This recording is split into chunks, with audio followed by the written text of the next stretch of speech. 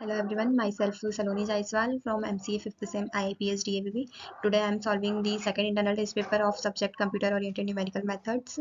And now the first question is what is partial pivoting and write pivotal condensation algorithm. Now the answer is partial pivoting is a technique which is used in numerical linear algebra, especially in the context of solving system of linear equation or matrix inversion. It involves selecting the pivot elements as the maximum absolute value in a certain column. Now, pivot element, the element used as a reference during the elimination process.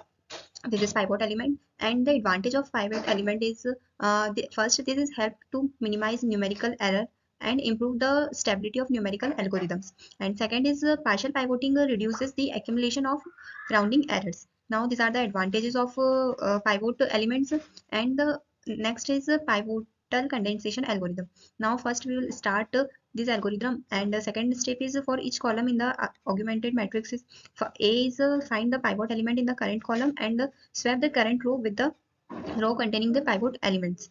Third step is for each row below the current row is subtract a multiple of the current row to eliminate the coefficient below the pivot and stop. These are the algorithm of pivotal condensation.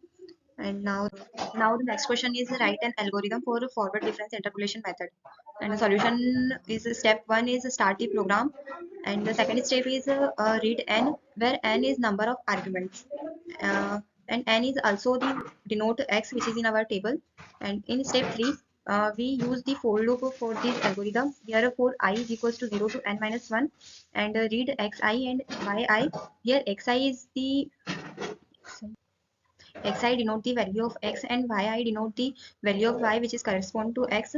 And here we end the loop and I. In step number 4, we construct the forward difference table.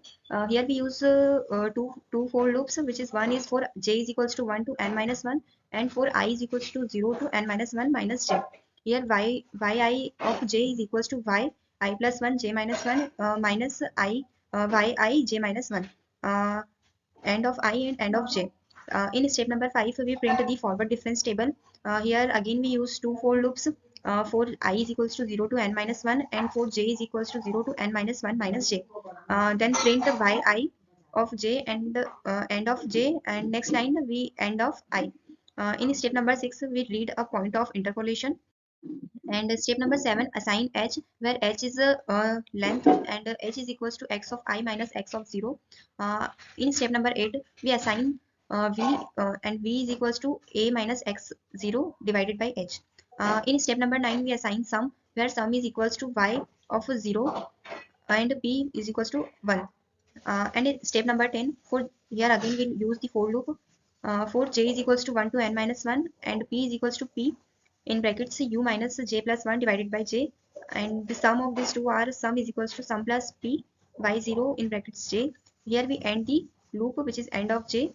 In step number 11, we display the sum and stop our algorithm.